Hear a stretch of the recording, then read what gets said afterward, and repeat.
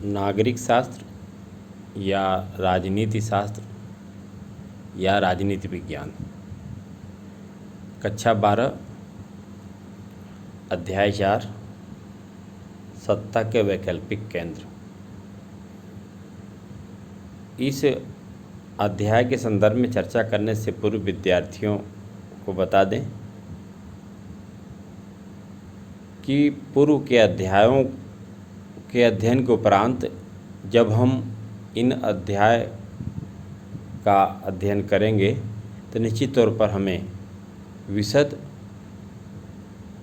और पर्याप्त जानकारी मिल सकेगी और समझ में भी आएगा। इसलिए विद्यार्थी प्रारंभ से ही इसका अध्ययन करेंगे। अब हम चर्चा करते हैं सत्ता के वैकल्पिक केंद्र। तस्वीर दिख रही होगी आपके सामने, देखें आप। पहले हम दो तस्वीरों को दिखाते हैं। पहली तस्वीर ये है और इसी से जुड़ी हुई ये दूसरी तस्वीर भी है, जिसको आप देख सकते हैं। देखें आप, ये तस्वीर है। कुछ और बड़ा करके हम आपको दिखाते हैं। देखें, ये दोनों तस्वीरें, पहली तस्वीर और दूसरी तस्वीर जो बयां कर रही हैं 1978 के दिसंबर में, नाम देख लें आप, देंग स्याओपेंग ने ओपन डोर, मुक्त द्वार की नीति चलाई। इसके बाद से चीन ने अद्भुत प्रगति की और अगले सालों में एक बड़ी आर्थिक ताकत के रूप में उभरा। ये तस्वीरें चीन में विकास की तेजी से बदलती प्रवृत्तियों का पता देती। पहली तस्वीर क्रांति के तत्काल बाद के चीन की है। इसमें कहा गया है समाजवादी रास्ता ही सबसे व्यापक रास्ता है। दूसरी तस्वीर संघाई की है, जो चीन की नई आर्थिक शक्ति का प्रतीक है। फिर से हम आपको इन दोनों तस्वीरों को दिखाते हैं। ये दूसरी तस्वीर है और ये पहली तस्वीर है। दोनों तस्वीरों में आप स्पष्ट तौर पर अंतर देख सकते हैं और समझ सकते हैं। 1900 दशक के शुरू में विश्व राजनीति में दो ध्रुवीय व्यवस्था टूटने के बाद यह स्पष्ट हो गया कि राजनीतिक और आर्थिक सत्ता के वैकल्पिक केंद्र कुछ हद तक अमेरिका के प्रभुत्व को सीमित करेंगे। यूरोप में यूरोपीय संघ और एशिया में दक्षिण पूर्व एशियाई राष्ट्रों के संगठन आसियान का उदय दमदार शक्ति के रूप में हुआ। यूरोपीय संघ और आसियान दोनों ने ही अपने अपने इलाके में चलने वाली ऐतिहासिक दुश्मनियों और कमजोरियों का क्षेत्रीय स्तर पर समाधान ढूंढा। साथ ही इन्होंने अपने अपने इलाकों में अधिक शांतिपूर्ण और सहकारी क्षेत्रीय व्यवस्था विकसित करने, इस क्षेत्र के देशों की अर्थव्यवस्थाओं का समूह बनाने की दिशा में भी काम किया। चीन के आर्थिक उभार ने विश्व राजनीति पर काफ़ी नाटकीय प्रभाव डाला।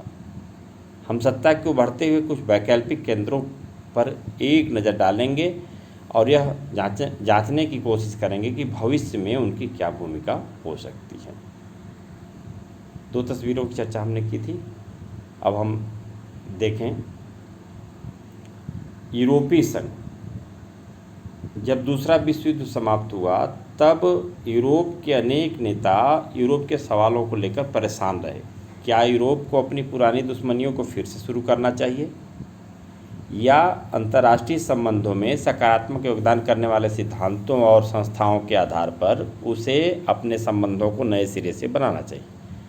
दूसरे विश्व युद्ध ने उन अनेक मान्यताओं और व्यवस्थाओं को ध्वस्त कर दिया जिसके आधार पर यूरोपीय देशों के आपसी संबंध बने थे। 1945 तक यूरोपीय देशों ने अपनी अर्थव्यवस्था की बर्बादी तो झेली ही, उन मान्यताओं और व्यवस्थाओं को ध्वस्त होते भी देख लिया जिन पर यूरोप खड़ा हुआ था। 1945 के बाद यूरोपीय देशों में मेल मिलाप को शीत युद्ध से भी मदद मिली। अमेरिका ने यूरोप की अर्थव्यवस्था के पुनर्गठन के लिए ज़बरदस्त मदद की। इसे मार्शल योजना के नाम से जाना जाता है। अमेरिका ने नाटो के तहत एक सामूहिक सुरक्षा व्यवस्था को जन्म दिया। मार्शल योजना के तहत ही 1948 में यूरोपीय सहयोग संगठन की स्थापना की गई, जिसके माध्यम से पश्चिमी यूरोप के देशों को आर्थिक मदद दी गई। यह एक ऐसा, देखें आप, हम इस चित्र के बारे में आपको बताते चलें, फिर उसके बाद आगे चर्चा करेंगे। गौर से आप देखें, राजनीति शास्त्र के विद्यार्थी अपनी अभ्यास पुस्तिका में इस चित्र को बनाएंगे। यह स्मरण के लिए आवश्यक है। यह कौन सा चित्र है? यह देखें आप, इसकी संख्या आप गिन सकते हैं। यूरोपीय संघ का झंडा, यह यूरोपीय संघ का झंडा। सोने के रंग के सितारों का घेरा यूरोप के लोगों की एकता और मेल मिलाप का प्रतीक है। इसमें 12 सितारे हैं, क्योंकि 12 की संख्या में वहाँ पारंपरिक रूप से पूर्णता, समग्रता और एकता का प्रतीक माना जाता है। इसके साथ आप देखें,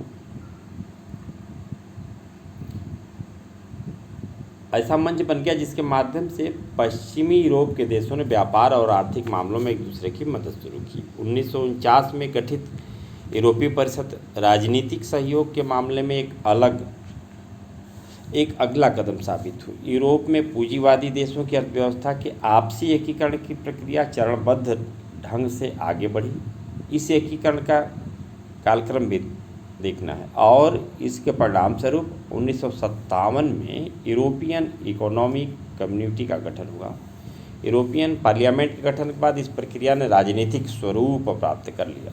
सोवियत गुट के पतन के बाद इस प्रक्रिया में तेजी आई और 1992 में इस प्रक्रिया की परिणति यूरोपीय संघ की स्थापना के रूप में हुई। यूरोपीय संघ के रूप में समान विदेश और सुरक्षा नीति, आंतरिक मामलों तथा न्याय से जुड़े मुद्दों पर सहयोग और एक समान मुद्रा के चलन के लिए रास्ता तैयार हो गया।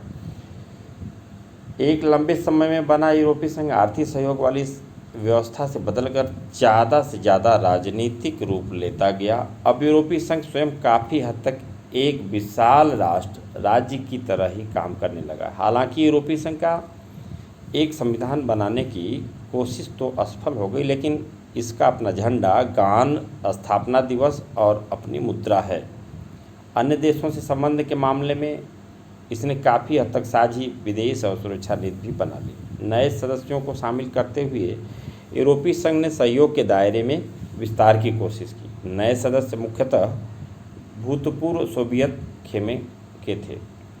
यह प्रक्रिया आसान नहीं रही। अनेक देशों के लोग इस बात को लेकर कुछ खास उत्साहित नहीं थे। इसके बाद आप देखें,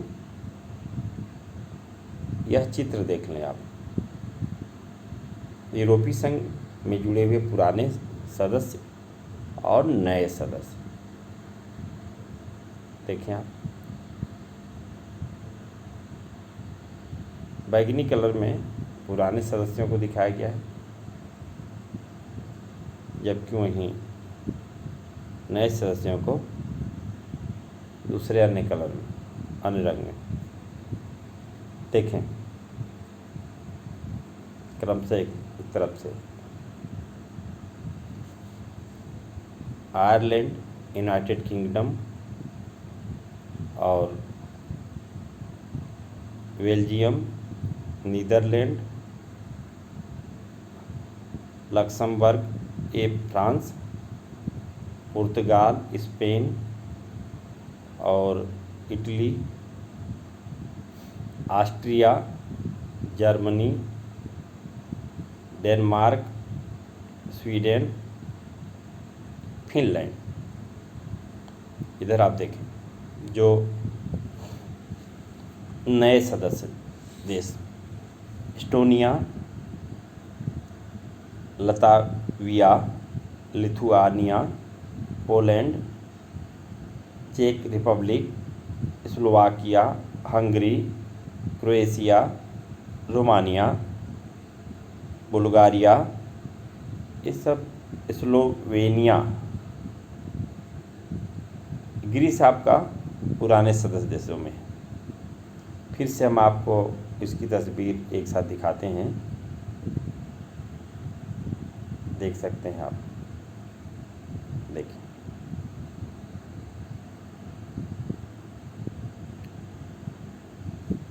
उनके देश की सरकार को हासिल की थी ये जो ताकतें अब यूरोपीय संघ को दे दी जाए।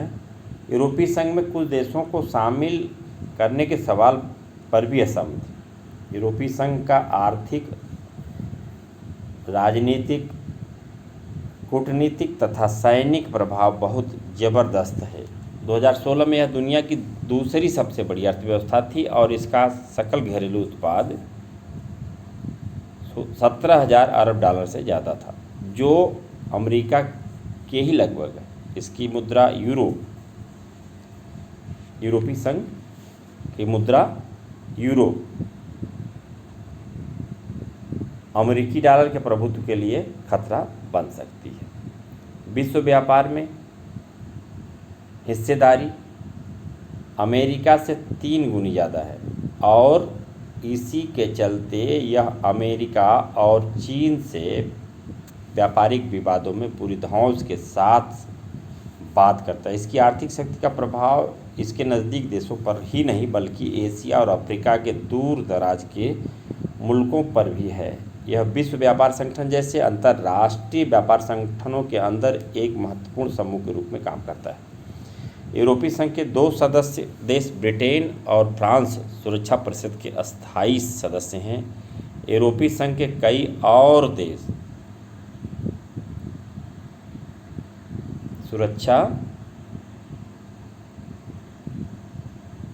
के अस्थायी सदस्यों में शामिल हैं। इसके चलते यूरोपीय संघ अमेरिका सभी मुल्कों की नीतियों को प्रभावित करता है। ईरान के परमाणु कार्यक्रम से संबंधित अमेरिकी नीतियों को हाल के दिनों में प्रभावित करना इसका एक उदाहरण है। चीन के साथ मानवाधिकारों के उल्लंघन और पर्यावरण विनाश के मामलों पर धमकी या सैनिक शक्ति का उपयोग करने की जगह कूटनीति, आर्थिक निवेश और बातचीत की इसकी नीति ज़्यादा प्रभावी साबित हुई है। सैनिक ताकत के हिसाब से यूरोपीय संघ के पास दुनिया की दूसरी सबसे बड़ी सेना है। विद्यार्थी इसे ध्यान रखेंगे। सैनिक ताकत के हिसाब से यूरोपीय संघ के पास दुनिया की दूसरी सबसे बड़ी सेना है। इसका कुल रक्षा बजट अमेरिका के बाद सबसे अधिक है। यूरोपीय संघ के 2 देशों ब्रिटेन और फ्रांस के पास परमाणु हथियार हैं और अनुमान है कि इनके जखीरे में करीब 550 परमाणु हथियार हैं। अंतरिक्ष विज्ञान और संचार प्रौद्योगिकी के मामले में भी यूरोपीय संघ का दुनिया में दूसरा स्थान है। अधिराष्ट्रीय संगठन के तौर पर यूरोपीय संघ आर्थिक, राजनीतिक और सामाजिक मामलों में दखल देने में सक्षम है, लेकिन अनेक मामलों में इसके सदस्य देशों की अपनी विदेश और रक्षा नीति है जो कई बार एक दूसरे के खिलाफ भी होती है। यही कारण है कि इराक पर अमेरिकी हमले में ब्रिटेन के प्रधानमंत्री टोनी ब्लेयर तो उसके साथ थे, लेकिन जर्मनी और फ्रांस इस हमले के खिलाफ थे। यूरोपीय संघ के कई नए सदस्य देश भी अमेरिकी गठबंधन में थे। यूरोप के कुछ हिस्सों में यूरो को लागू करने के कार्यक्रम को लेकर काफ़ी नाराज़गी है। यही कारण है कि ब्रिटेन की पूर्व प्रधानमंत्री मार्गरेट थैचर ने ब्रिटेन को यूरोपीय बाजार से अलग रखा। डेनमार्क और स्वीडन ने मास्ट्रिक्ट संधि और साझी यूरोपीय मुद्रा यूरो को मानने का प्रतिरोध किया। इससे विदेशी और रक्षा मामलों में काम करने की यूरोपीय संघ की क्षमता सीमित होती है। ये संकेत हैं और इसके साथ आप देखें जो यूरोपीय एकता के महत्वपूर्ण जो विभिन्न पड़ाव हैं उन पर हम तिथिवार चर्चा कर लेते हैं। विद्यार्थी देखें विशेषकर यूरोपीय एकता के महत्वपूर्ण पड़ाव। अप्रैल 1900 51। पश्चिमी यूरोप के 6 देशों फ्रांस, पश्चिमी जर्मनी, इटली, बेल्जियम, नीदरलैंड और लग्जमबर्ग ने पेरिस संधि पर दस्तखत करके यूरोपीय कोयला और इस्पात समुदाय का गठन किया। मार्च 1957। इन्हीं 6 देशों ने रोम की संधि के माध्यम से यूरोपीय आर्थिक समुदाय और यूरोपीय एटमी ऊर्जा समुदाय का गठन किया। जनवरी 1973। डेनमार्क, आयरलैंड और ब्रिटेन ने भी यूरोपीय समुदाय की सदस्यता ली। जून 1979। यूरोपीय संसद के लिए पहला प्रत्यक्ष चुनाव। जनवरी 1981। यूनान ने यूरोपीय समुदाय की सदस्यता ली। जून 1985। सांगेन संधि ने यूरोपीय समुदाय के देशों के बीच सीमा नियंत्रण समाप्त किया। जनवरी 1986। स्पेन और पुर्तगाल भी यूरोपीय समुदाय में शामिल हुए। अक्टूबर 1990। जर्मनी का एकीकरण। फरवरी 1992। यूरोपीय संघ के गठन के लिए मास्ट्रिक्ट संधि पर दस्तखत। जनवरी 1993। एकीकृत बाजार का गठन। जनवरी 2002। नई मुद्रा यूरो को 12 सदस्य देशों ने अपनाया। मई 2004। साइप्रस, चेक गणराज्य, एस्टोनिया, हंगरी, लताविया, लिथुआनिया, माल्टा, पोलैंड, स्लोवाकिया और स्लोवेनिया भी यूरोपीय संघ में शामिल। जनवरी 2007। बुल्गारिया और रोमानिया यूरोपीय संघ में शामिल। स्लोवेनिया ने यूरो को अपनाया। दिसंबर 2009। लिस्बन संधि लागू हुई। 2012। यूरोपीय संघ को नोबेल शांति पुरस्कार। 2013। क्रोएशिया यूरोपीय संघ का 28वां सदस्य बना। 2016। ब्रिटेन में जनमत संग्रह। 51.9% मतदाताओं ने फैसला किया कि ब्रिटेन यूरोपीय संघ से बाहर हो जाए। ये महत्वपूर्ण घटनाएं हैं, या यह कह सकते हैं यह तिथियां यूरोपीय एकता के महत्वपूर्ण पड़ाव। इस विषय वस्तु के तहत इन तिथियों को हम ध्यान रख सकते हैं। यहाँ पर देखें आप, यह जो तस्वीर है, जो आपके सामने कार्टून है, देखें किस तरह से 2003 में यूरोपीय संघ ने एक साझा संविधान बनाने की कोशिश की थी। यह कोशिश नाकामयाब रही। इसी को लक्ष्य करके यह कार्टून बना है। कार्टूनिस्ट ने यूरोपीय संघ को टाइटैनिक जहाज के रूप में क्यों दिखाया है, विद्यार्थियों की विचारार्थ है। और वही दूसरी तरफ आप देखिए, कल्पना कीजिए कि क्या होता अगर पूरे यूरोपीय संघ की एक फुटबॉल टीम होती। दक्षिण पूर्व एशियाई राष्ट्रों का संगठन आसियान। दक्षिण पूर्व एशियाई राष्ट्रों का संगठन आसियान। दुनिया के नक्शे पर एक नज़र डालें। आपके ख्याल से कौन से देश एशिया के दक्षिणी क्षेत्र में आने चाहिए? दूसरे विश्व युद्ध से पहले और उसके दौरान एशिया का यह हिस्सा बार बार यूरोपीय और जापानी उपनिवेशवाद का शिकार हुआ, भारी राजनीतिक और आर्थिक कीमत चुका। युद्ध समाप्त होने पर इसे राष्ट्र निर्माण, आर्थिक पिछड़ेपन और गरीबी जैसे समस्याओं का सामना करना पड़ा। इसे शीत युद्ध के दौर में किसी एक महाशक्ति के साथ जाने के दबाव को भी झेलना पड़ा। टकराव और भागम भाग की ऐसी स्थिति को दक्षिण पूर्व एशिया संभालने की स्थिति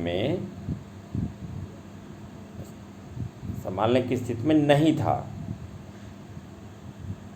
बांडुंग सम्मेलन और गुटनिरपेक्ष आंदोलन वगैरह के माध्यम से एशिया और तीसरी दुनिया के देशों में एकता कायम करने के प्रयास अनौपचारिक स्तर पर सहयोग और मेलजोल कराने के मामले में कारगर नहीं हो रहे थे। इसी के चलते दक्षिण पूर्व एशियाई देशों ने दक्षिण पूर्व एशियाई संगठन आसियान बनाकर एक वैकल्पिक पहल की। दाहिने तरफ एक चित्र है, इसके बारे में भी हम बताएंगे। 1967 में इस क्षेत्र के 5 देशों ने बैंकॉक घोषणा पर हस्ताक्षर करके आसियान की स्थापना की। ये देश थे इंडोनेशिया, मलेशिया, फिलीपींस, सिंगापुर और थाईलैंड। आसियान का उद्देश्य मुख्य रूप से, यहाँ पे देख लें आप चित्र, इसके बाद हम आगे बढ़ें। कितना सुंदर चित्र दिख रहा है और क्या है इसमें, अभी हम बताते हैं आपको। विशेषकर विद्यार्थियों के नज़र में यह चित्र बने रहना चाहिए। देखें आप, यह चित्र आसियान का झंडा है। कहाँ का झंडा है? आसियान का झंडा। आसियान के प्रतीक चिन्ह में धान की 10 बालियां दक्षिण पूर्व एशिया के 10 देशों को इंगित करती है, जो आपस में मित्रता और एकता के धागे से बंधे हैं। वृत्त आसियान की एकता का प्रतीक है। फिर से एक बार आप देख लें, आसियान का झंडा, आसियान का झंडा। अभ्यास पुस्तिका में विद्यार्थी इसे बना करके जरूर विचार करेंगे इस पर। इधर आप देखें, पूर्व एशिया और पैसिफिक का मानचित्र देखें आप, पूर्व एशिया और पैसिफिक का मानचित्र।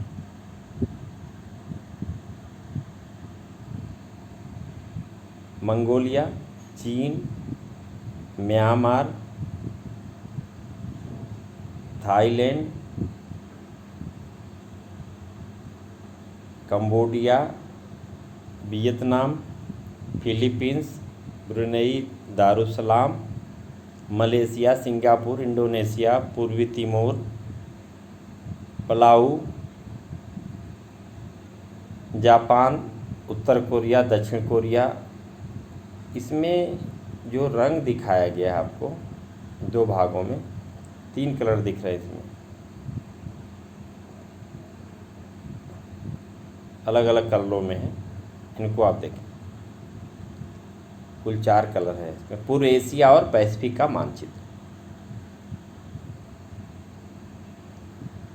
आसियान ने काफ़ी यश कमाया और इसको आसियान शैली ही कहा जाने लगा। आसियान के कामकाज में राष्ट्रीय सार्वभौमिकता का सम्मान करना बहुत ही महत्वपूर्ण रहा है। दुनिया में सबसे तेज रफ्तार से आर्थिक तरक्की करने वाले सदस्य देशों के समूह आसियान ने अब अपने उद्देश्यों को आर्थिक और सामाजिक दायरे से ज़्यादा व्यापक बनाया है। 2003 में आसियान ने, देखें आप,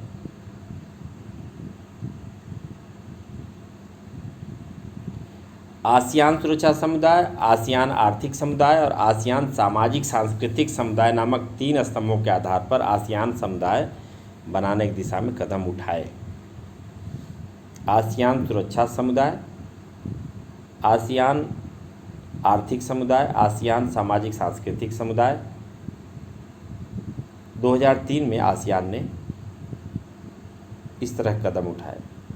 आसियान सुरक्षा समुदाय क्षेत्रीय विवादों को सैनिक टकराव तक न ले जाने की समझ पर आधारित है। 2003 तक आसियान के सदस्य देशों ने कई समझौते किए, जिनके द्वारा हर सदस्य देश में शांति, निष्पक्षता, सहयोग, हस्तक्षेप को बढ़ावा देने और राष्ट्रों के आपसी अंतर तथा संप्रभुता के अधिकारों का सम्मान करने पर अपनी वचनबद्धता जाहिर की। इसके पहले कुछ और भी चीज़ें हैं, उन्हें भी विद्यार्थी जान लें।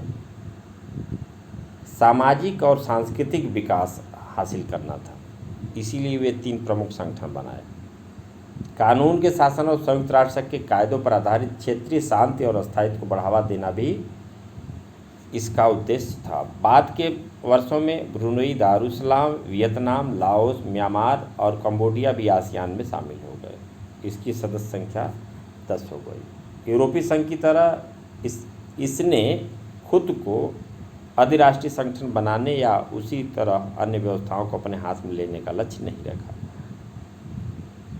और अनौपचारिक, टकराव रहित और सहयोगात्मक मेल मिलाप का नया उदाहरण इन्होंने पेश किया। आगे देखिए आप, सुरक्षा और विदेश नीतियों में तालमेल बनाने के लिए 1994 में आसियान क्षेत्रीय मंच ARF की स्थापना की गई। बुनियादी रूप से आसियान एक आर्थिक संगठन था और वह ऐसा ही बना रहा। आसियान क्षेत्र की कुल अर्थव्यवस्था अमेरिका, यूरोपीय संघ और जापान की तुलना में काफ़ी छोटी है, पर इसका विकास इन सबसे अधिक तेज़ी से हो रहा है। इसके चलते इस क्षेत्र में और इससे बाहर इसके प्रभाव में तेज़ी से वृद्धि हो रही है। आसियान आर्थिक समुदाय का उद्देश्य आसियान देशों का साझा बाजार और उत्पादन आधार तैयार करना, इस इलाके के सामाजिक और आर्थिक विकास में मदद करना। यह संगठन क्षेत्र के देशों के आर्थिक विवादों को निपटाने के लिए बनी मौजूदा व्यवस्था को भी सुधारना चाहेगा। आसियान ने निवेश, श्रम और सेवाओं के मामले में मुक्त व्यापार क्षेत्र FTA बनाने पर भी ध्यान दिया है। इस प्रस्ताव पर आसियान के साथ बातचीत करने की पहल अमेरिका और चीन ने कर भी दी है। आसियान तेज़ी से बढ़ता हुआ एक महत्वपूर्ण क्षेत्रीय संगठन है। इसके विजन दस्तावेज 2020 में अंतर्राष्ट्रीय समुदाय में आसियान की एक बहिर्मुखी भूमिका को प्रमुखता दी गई है। आसियान द्वारा अभी टकराव की जगह बातचीत को बढ़ावा देने की नीति से ही यह बात निकली है।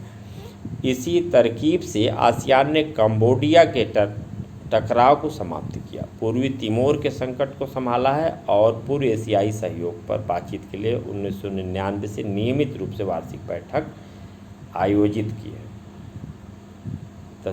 तस्वीर के बारे में भी बताएंगे, इसके पहले आप यह देखें। आसियान की मौजूदा आर्थिक शक्ति खास तौर से भारत और चीन जैसे तेज़ी से विकसित होने वाले एशियाई देशों के साथ व्यापार और निवेश के मामले में उसकी प्रासंगिकता ने इसे और भी आकर्षक बना दिया। शुरुआती वर्षों में भारतीय विदेश नीति ने आसियान पर ज़्यादा ध्यान नहीं दिया, लेकिन हाल के वर्षों में भारत ने अपनी नीति सुधारने की कोशिश की है। भारत ने 2 आसियान विद्यार्थियों के लिए यह होमवर्क है। आसियान क्षेत्रीय मंच के सदस्य कौन हैं? आसियान क्षेत्रीय मंच ARF के सदस्य देश कौन हैं, ये उन्हें खुद करना है। और यहाँ देखिए 2 चित्रों के माध्यम से किस प्रकार से भारत ने आसियान के प्रति अपनी पूर्व एशिया के देश देखें आप, इसको देखें, प्रतिस्पर्धा,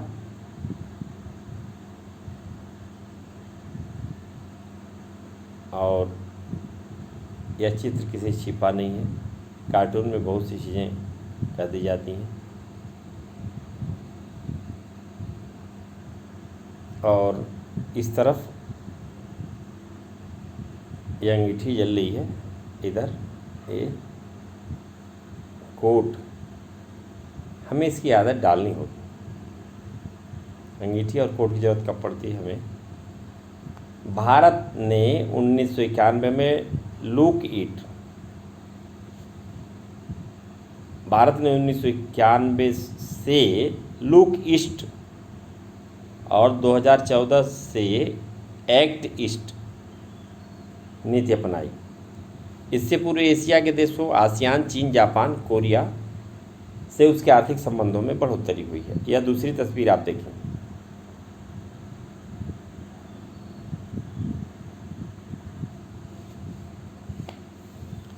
आसियान भारत मैत्री रजत जयंती शिखर सम्मेलन 2018 की ये तस्वीर है।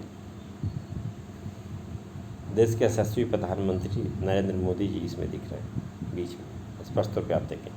25 जनवरी 2018 को नई दिल्ली में भारत और आसियान साझेदारी के रजत जयंती मनाने के लिए डाक टिकट जारी करते हुए आसियान नेताओं के साथ भारत के प्रधानमंत्री।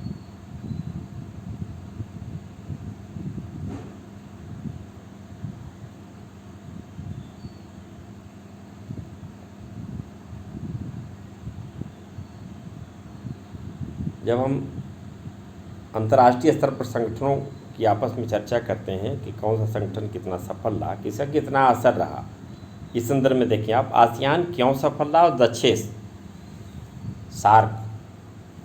शार्ट नेम इन इंग्लिश क्यों नहीं? क्या इसलिए कि उस क्षेत्र में कोई बहुत बड़ा देश नहीं है? मलेशिया, सिंगापुर और थाईलैंड के साथ मुक्त व्यापार का समझौता किया। 2010 में आसियान भारत मुक्त व्यापार क्षेत्र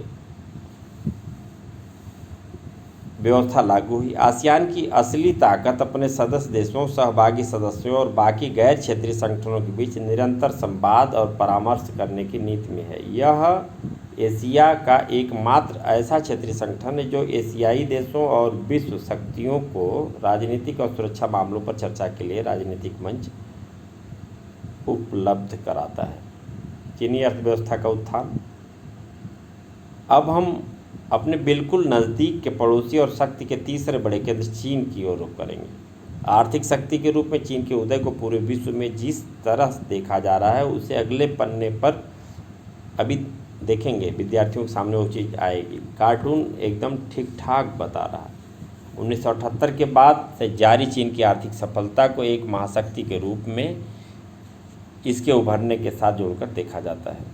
आर्थिक सुधारों की शुरुआत करने के बाद से चीन सबसे ज़्यादा तेज़ी से आर्थिक वृद्धि कर रहा है और माना जाता है कि इस रफ्तार से चलते हुए 2040 तक दुनिया की सबसे बड़ी आर्थिक शक्ति अमेरिका से भी आगे निकल जाएगा। आर्थिक स्तर पर अपने पड़ोसी मुल्कों से जुड़ाव के चलते चीन पूर्व एशिया के विकास का इंजन जैसा बना हुआ और इसके कारण क्षेत्रीय मामलों में इसका प्रभाव बहुत बढ़ गया। इसकी विशाल आबादी, बड़ा भूभाग, विशाल आबादी विद्यार्थियों के लिए संसार की सबसे बड़ी आबादी चीन की है। बड़ा भूभाग, संसाधन, क्षेत्रीय अवस्थिति और राजनीतिक प्रभाव इस तेज आर्थिक वृद्धि के साथ मिलकर चीन के प्रभाव को कई गुना बढ़ा देते हैं। 1949 में माओ के नेतृत्व में हुई साम्यवादी क्रांति के बाद चीनी जनवादी गणराज्य की स्थापना के समय वहाँ की आर्थिकी सोवियत मॉडल पर आधारित थी। आर्थिक रूप से पिछड़े साम्यवादी चीन ने पूंजीवादी दुनिया से अपने रिश्ते तोड़ लिए। ऐसे में इसके पास अपने ही संसाधनों से गुजारा करने के अलावा कोई चारा न था। हाँ, थोड़े समय तक के लिए इसे सोवियत मदद और सलाह भी मिली थी। इसने विकास का मॉडल जो अपनाया उसमें खेती से पूंजी निकालकर सरकारी नियंत्रण में बड़े उद्योग खड़े करने पर जोर था। चूँकि इसके पास विदेशी बाज़ारों से तकनीक और सामानों की खरीद के लिए विदेशी मुद्रा की कमी थी, इसलिए चीन ने आयातित सामानों को धीरे धीरे घरेलू स्तर पर ही तैयार करवाना शुरू किया। इस मॉडल में चीन ने अभूतपूर्व स्तर पर औद्योगिक अर्थव्यवस्था खड़ा करने का आधार बनाने के लिए सारे संसाधनों का इस्तेमाल किया। सभी नागरिकों को रोजगार और सामाजिक कल्याण योजनाओं का लाभ देने के दायरे में लाया गया और अपने नागरिकों को शिक्षित करने और उन्हें स्वास्थ्य सुविधाएं उपलब्ध कराने के मामले में चीन सबसे विकसित देशों से भी आगे निकल गया। अर्थव्यवस्था का विकास भी 5 से 6% की दर से हुआ, लेकिन जनसंख्या में 2-3% की वार्षिक वृद्धि इस विकास दर पर पानी फेर रही थी और बढ़ती आबादी विकास के लाभ से वंचित रह जा रही थी। खेती की पैदावार उद्योगों की पूरी जरूरत लायक अधिशेष नहीं दे पाती थी। हम सोवियत संघ की राज्य नियंत्रित आर्थिकी के संकट की चर्चा कर चुके हैं इसके पहले। ऐसे ही संकट का सामना चीन को भी करना पड़ा। इसका औद्योगिक उत्पादन पर्याप्त तेजी से नहीं बढ़ रहा था, विदेशी व्यापार न के बराबर था और प्रति व्यक्ति आय बहुत कम थी। चीनी नेतृत्व ने 1970 के दशक में कुछ बड़े नीतिगत निर्णय लिए। चीन ने 1972 में अमेरिका से संबंध बनाकर अपने राजनीतिक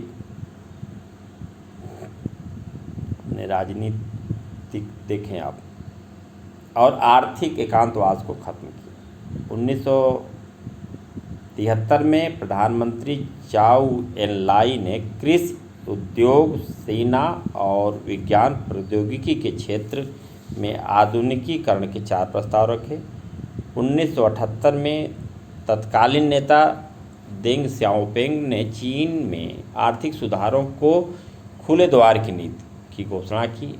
अब नीति यह हो गई कि विदेश पूंजी और प्रौद्योगिकी के निवेश से उच्चतर उत्पादकता को प्राप्त किया जाए। बाजार मूलक अर्थव्यवस्था को अपनाने के लिए चीन ने अपना तरीका आजमाया।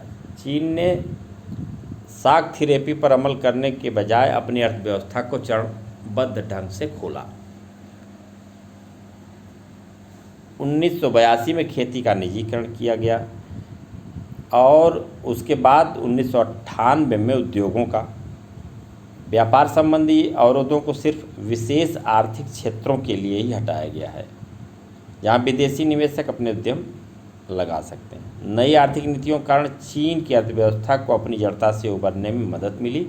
चीन के निजीकरण के कारण कृषि उत्पादों तथा ग्रामीण आय में उल्लेखनीय बढ़ोतरी हुई। ग्रामीण अर्थव्यवस्था में निजी बचत का परिमाण बढ़ा और इससे ग्रामीण उद्योगों की तादाद बड़ी तेजी से बढ़ी। उद्योग और कृषि दोनों ही क्षेत्रों में चीन की अर्थव्यवस्था की वृद्धि दर तेज रही। व्यापार के नए कानून तथा विशेष आर्थिक क्षेत्रों सोशल इकोनॉमिक जोन सेज के निर्माण में विदेश व्यापार में उल्लेखनीय वृद्धि हुई। चीन पूरे विश्व में प्रत्यक्ष विदेशी निवेश के लिए सबसे आकर्षक देश बनकर उभरा। चीन के पास विदेशी मुद्रा का अब विशाल भंडार है और इसके दम पर चीन दूसरे देशों में निवेश कर रहा है। चीन 2001 में विश्व व्यापार संगठन में शामिल हो गया। यहाँ पर इस चित्र के माध्यम से आप समझ लें। देखिए आप एक ही चित्र में दो बातों को प्रमुखता से दिखा दिया गया है। देखिए, जब भी बड़ी दीवार की बात आती है तो चाइना या चीन, ड्रैगन, इन दोनों चीज़ों के एक साथ दिखाया गया जॉइंट रूप से। चीन की बढ़ती ताकत। अमूमन चीन का नाम आते ही हमारे जहन में चीन की दीवार और ड्रैगन की तस्वीर का होती है। चीन के आर्थिक उभार को दिखाने के लिए कार्टूनिस्ट ने दोनों का इस्तेमाल किया। इस तरह दूसरे देशों के लिए अपनी अर्थव्यवस्था खोलने की दिशा में चीन ने एक कदम और बढ़ाया। अब चीन की योजना विश्व आर्थिकी से अपने जुड़ाव को और गहरा करके भविष्य की विश्व व्यवस्था को एक मनचाहा रूप देने की। चीन की आर्थिकी में तो नाटकीय सुधार हुआ, लेकिन वहाँ हर किसी को सुधारों का लाभ नहीं मिला। चीन में बेरोजगारी बढ़ी है और 10 करोड़ लोग रोजगार की तलाश में। वहाँ महिलाओं के रोजगार और काम करने के हालात उतने ही खराब हैं जितने यूरोप में 18वीं और 19वीं सदी में थे। इसके अलावा पर्यावरण के नुकसान और भ्रष्टाचार के बढ़ने जैसे परिणाम भी सामने आए। गांव और शहर तथा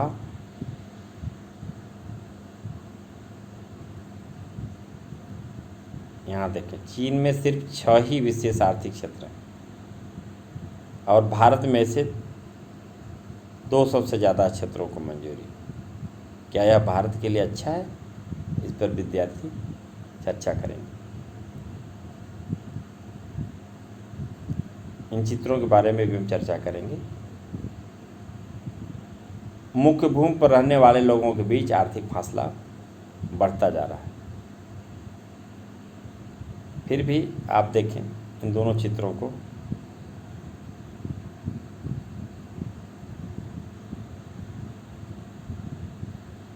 पहले भी विद्यार्थी चर्चा हुई है कि कोई भी एक चित्र 1000 शब्दों के बराबर।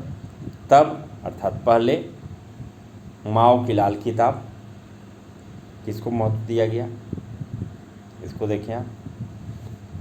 और समय परिस्थिति के साथ परिवर्तन। अब हु की पूंजी परस्त लाल टाई।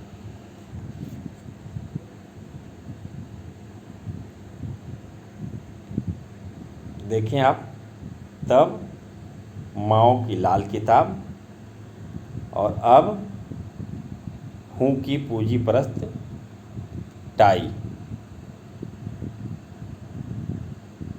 चीन तब और अब। चित्र देखें किस प्रकार से अपने में परिवर्तन।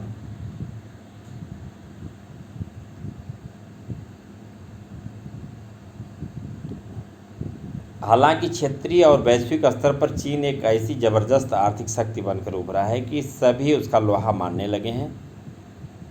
चीन की अर्थव्यवस्था का बाहरी दुनिया से जुड़ाव और पारस्परिक निर्भरता ने अब यह स्थिति बना दी है कि अपने व्यावसायिक साझेदारों पर चीन का ज़बरदस्त प्रभाव बन चुका है। और यही कारण है कि जापान, अमेरिका, आसियान और रूस सभी व्यापार के आगे चीन से बाकी विवादों को भुला चुके हैं। उम्मीद की जा रही है कि जल्दी ही चीन और ताइवान के मतभेद भी खत्म हो जाएंगे। ताइवान इसकी अर्थव्यवस्था के साथ ज़्यादा घनिष्ठ रूप से जुड़ जाएगा। 1997 के वित्तीय संकट के बाद आसियान देशों की अर्थव्यवस्था को टिकाए रखने में चीन के आर्थिक उभार ने काफ़ी मदद की। लातिनी अमेरिका और अफ्रीका में निवेश और मदद की इसकी नीतियाँ बताती हैं कि विकासशील देशों के मामले में चीन एक नई विश्व शक्ति के रूप में उभरता जा रहा है। चीन के साथ भारत के संबंध। पश्चिमी साम्राज्यवाद के उदय से पहले भारत और चीन एशिया की महाशक्ति थे। चीन का अपने आसपास के इलाकों पर भी काफ़ी प्रभाव था और आसपास के छोटे देश इसके प्रभुत्व को मानकर और कुछ नजराना देकर चैन से रहा करते थे। चीनी राजवंशों के लंबे शासन में मंगोलिया, कोरिया, चीन, हिंद चीन के कुछ इलाके और तिब्बत इसकी अधीनता मानते रहे हैं। भारत के भी अनेक राजवंशों और साम्राज्यों का प्रभाव उनके सामने राज्य से बाहर भी रहा है। भारत हो या चीन, इनका प्रभाव सिर्फ राजनीतिक नहीं था, यह आर्थिक, धार्मिक और सांस्कृतिक भी था। पर चीन और भारत अपने प्रभाव क्षेत्रों के मामले में कभी नहीं टकराए थे। इसी कारण दोनों देशों के बीच राजनीतिक और सांस्कृतिक प्रत्यक्ष संबंध सीमित ही थे। परिणाम यह हुआ कि दोनों देश एक दूसरे को ज़्यादा अच्छी तरह से नहीं जान सके और जब 20वीं सदी में दोनों देश एक दूसरे से टकराए तो दोनों को ही एक दूसरे के प्रति विदेश नीति विकसित करने में मुश्किलें आईं। अंग्रेजी राज से भारत के आज़ाद होने और चीन द्वारा विदेशी शक्तियों को निकाल बाहर करने के बाद यह उम्मीद जगी थी कि ये दोनों देश साथ आकर विकासशील दुनिया और ख़ास तौर से एशिया के भविष्य को तय करने में महत्वपूर्ण भूमिका निभाएंगे। कुछ समय के लिए हिंदी चीनी भाई भाई का नारा भी लोकप्रिय हुआ। सीमा विवाद पर चले सैन्य संघर्ष ने इस उम्मीद को समाप्त कर दिया। आज़ादी के तत्काल बाद 1950 में चीन द्वारा तिब्बत को हड़पने तथा भारत चीन सीमा पर बस्तियां बनाने के फैसले से दोनों देशों के संबंध एकदम गड़बड़ हो गए। भारत और चीन दोनों देश अरुणाचल प्रदेश के कुछ इलाकों और लद्दाख के अक्साई चीन क्षेत्र पर प्रतिस्पर्धी दावों के चलते 1962 में लड़ पड़े। 1962 के युद्ध में भारत को सैनिक पराजय झेलनी पड़ी और भारत चीन संबंधों पर इसका दीर्घकालिक असर पड़ा। 1976 तक दोनों देशों के बीच कूटनैतिक संबंध समाप्ति रहे। इसके बाद धीरे धीरे दोनों ही के बीच संबंधों में सुधार हुआ। 1970 के दशक के उत्तरार्ध में चीन का राजनीतिक नेतृत्व बदला। चीन की नीति में भी अब वैचारिक मुद्दों की जगह व्यवहारिक मुद्दे प्रमुख होते गए। इसलिए चीन के साथ संबंध सुधारने के लिए विवादास्पद मामलों को छोड़ने को तैयार हो गया। 1981 में सीमा विवादों को दूर करने के लिए वार्ताओं की श्रृंखला भी शुरू की गई। शीत युद्ध की समाप्ति के बाद से भारत चीन संबंधों में महत्वपूर्ण बदलाव आया है। अब इनके संबंधों के रणनीतिक यही नहीं आर्थिक पहलू भी है।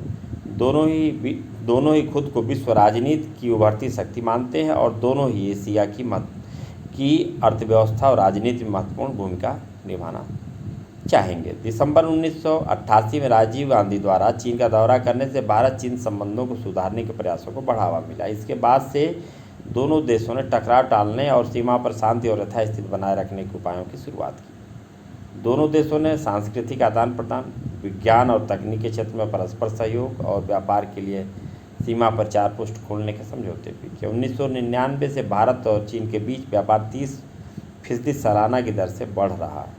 इससे चीन के साथ संबंधों में नई गर्मजोशी आई है। चीन और भारत के बीच 1992 में 33 करोड़ 80 लाख डॉलर का द्विपक्षीय व्यापार हुआ था, जो 2017 में बढ़कर 84 अरब डॉलर का हो चुका है। हाल में दोनों देश ऐसे मसलों पर भी सहयोग करने के लिए राजी हुए हैं जिनसे दोनों के बीच विभेद पैदा हो सकता है, जैसे विदेशों में ऊर्जा सौदा हासिल करने का मसला। वैश्विक धरातल पर भारत और चीन ने विश्व व्यापार संगठन जैसे अंतर्राष्ट्रीय संगठनों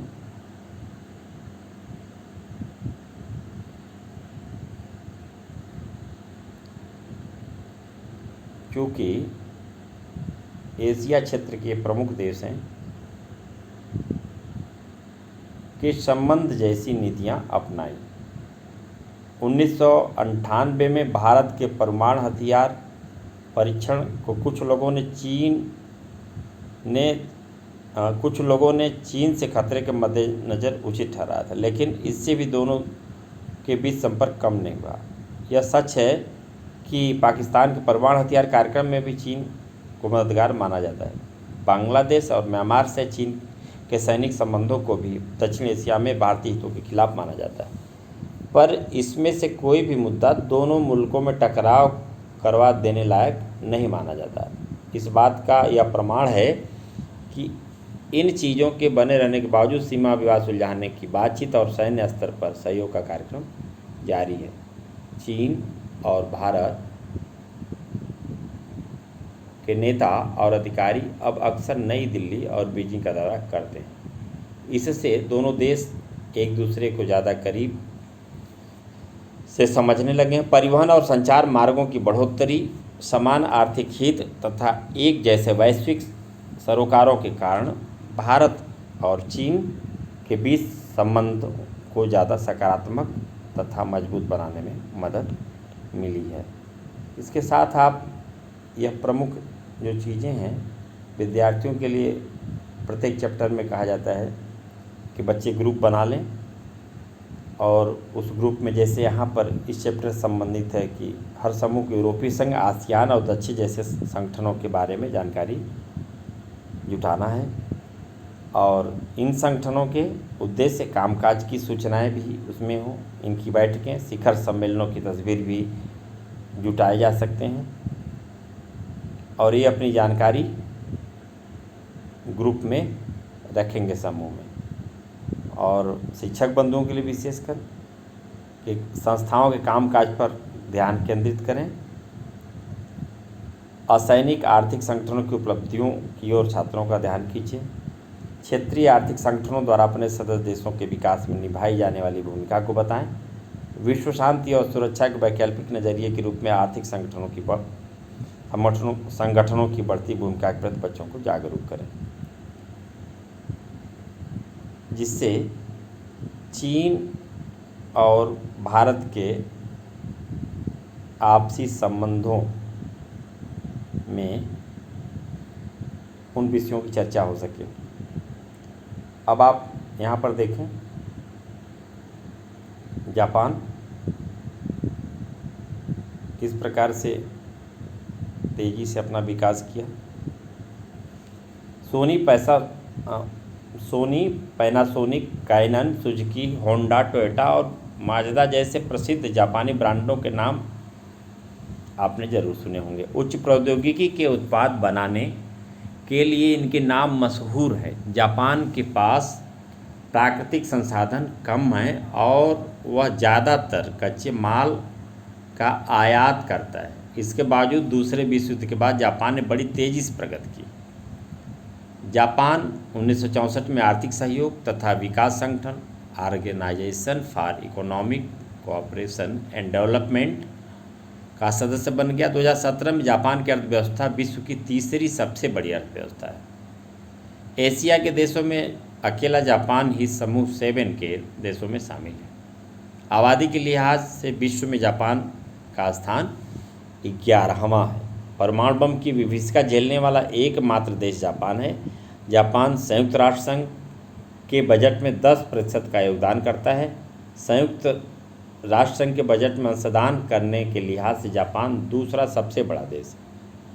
1951 से जापान का अमेरिका के साथ सुरक्षा गठबंधन है। जापान के संविधान के अनुच्छेद 9 के अनुसार राष्ट्र के संप्रभु अधिकार के रूप में युद्ध को तथा अंतर्राष्ट्रीय विवादों को सुलझाने में बल प्रयोग अथवा धमकी से काम लेने के तरीके का जापान के लोग हमेशा के लिए त्याग करते हैं। जापान का सैन्य व्यय उसके सकल घरेलू उत्पाद का केवल 1% है। फिर भी सैन्य व्यय के लिहाज से विश्व में जापान का स्थान 7वां है। इन तथ्यों को ध्यान में रखकर अनुमान लगाइए कि वैकल्पिक शक्ति केंद्र के रूप में जापान कितना प्रभावकारी होगा। हाल के दिनों में दोनों देशों के बीच उच्च स्तरीय द्विपक्षीय यात्राओं के दौरान हस्ताक्षर किए गए प्रमुख समझौते के बारे में भी विद्यार्थी पता करें। कौन कौन से, यह चित्र देखें आप, देखें पहले यह चित्र। 80वां विश्व का सबसे अत्याधुनिक मानवीय रूपी रोबोट।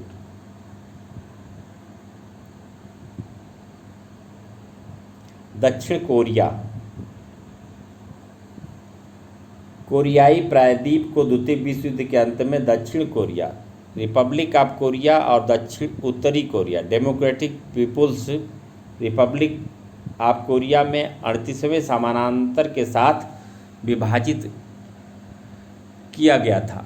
1950 से 1953 के दौरान कोरियाई युद्ध और शीत युद्ध काल की गतिशीलता ने दोनों देशों के बीच प्रतिद्वंदिता को तेज कर दिया।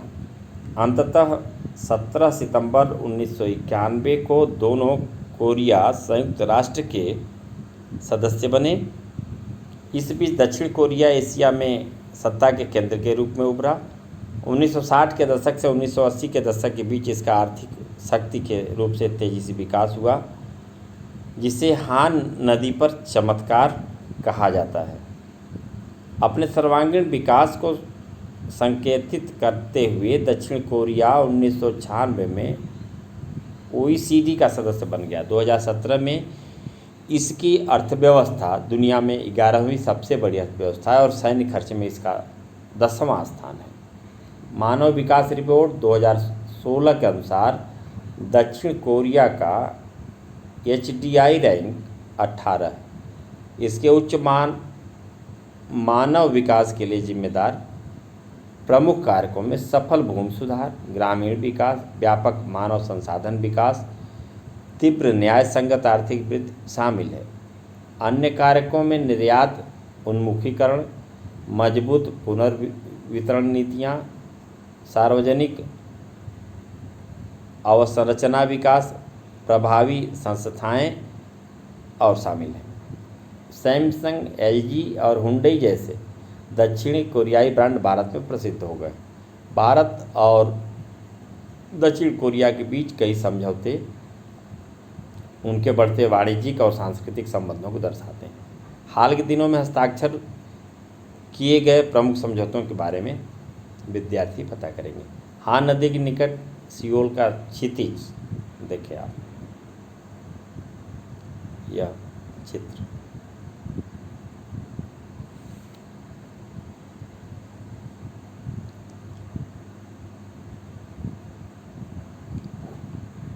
और अब प्रश्नावली की दृष्टि से जो विद्यार्थियों को बताया गया है उसमें वे इन प्रश्नों को हल करेंगे।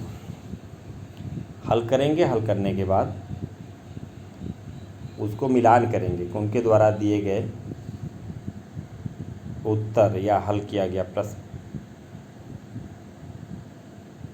तिथि के हिसाब से इन सबको क्रम करना है।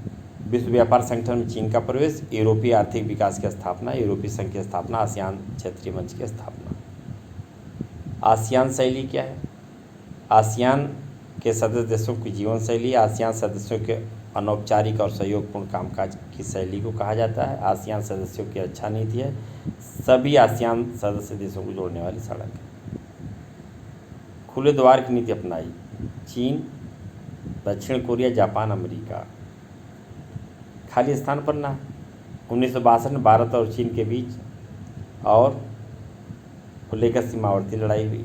जो रिक्त स्थान है इन्हें पूर्ति करेगा। आसियान क्षेत्रीय मंच के कामों में रिक्त स्थान है और फिर रिक्त स्थान है करना शामिल है। चीन ने 1972 में रिक्त स्थान के साथ दोतरफा संबंध शुरू करके अपना एकांतवास समाप्त किया। रिक्त स्थान योजना के प्रभाव से 1948 में यूरोपीय आर्थिक सहयोग संगठन की स्थापना हुई। रिक्त स्थान आसियान का एक स्तंभ है, इसके सदस्य देशों की सुरक्षा के मामले देखता है। क्षेत्रीय संगठनों को बनाने के उद्देश्य क्या है? भौगोलिक, इन प्रश्नों का जवाब लिखना है विद्यार्थियों। भौगोलिक निकटता का क्षेत्रीय संगठनों के गठन पर क्या असर होता है? आसियान विजन 2020 की मुख्य बातें क्या हैं? आसियान समुदाय के मुख्य स्तंभों और उनके उद्देश्यों के बारे में बताएं। आज की चीनी अर्थव्यवस्था नियंत्रित अर्थव्यवस्था से किस प्रकार अलग है? किस यूरोपीय देशों ने युद्ध के बाद की अपनी परेशानियां सुलझाई? संक्षेप में उन कदमों की चर्चा करें जिनसे होते हुए यूरोपीय संघ की स्थापना हुई। यूरोपीय संघ को क्या चीज़ें एक प्रभावी क्षेत्रीय संगठन बनाती हैं? चीन और भारत की उभरती अर्थव्यवस्थाओं में मौजूदा एक ध्रुवीय विश्व व्यवस्था को चुनौती दे सकने की क्षमता है। क्या आप इस कथन से सहमत हैं? अपने तर्कों से अपने विचारों को पुष्ट करें। मुल्कों की शांति और समृद्ध क्षेत्रीय आर्थिक संगठनों को बनाने और मजबूत करने पर टिकी, इस कथन की पुष्टि करें। भारत और चीन के बीच विवाद के मामलों की पहचान करें और बताया कि बेहतर सहयोग के लिए इसे कैसे निपटाया जा सकता है। तार्किक प्रश्न है, इस पर विद्यार्थी अपना सुझाव देंगे। और इसी के साथ यह अध्याय पूर्ण होता है और ये जो दिए गए प्रश्न हैं, इन प्रश्नों को विद्यार्थी अभ्यास करेंगे और विस्तार से इसका जवाब लिखेंगे। और जब लिखेंगे तो स्वाभाविक तौर पर उन्हें वो चीज़ें उनके स्मरण में बनी रहेंगी। यह अध्याय पूर्ण होता है।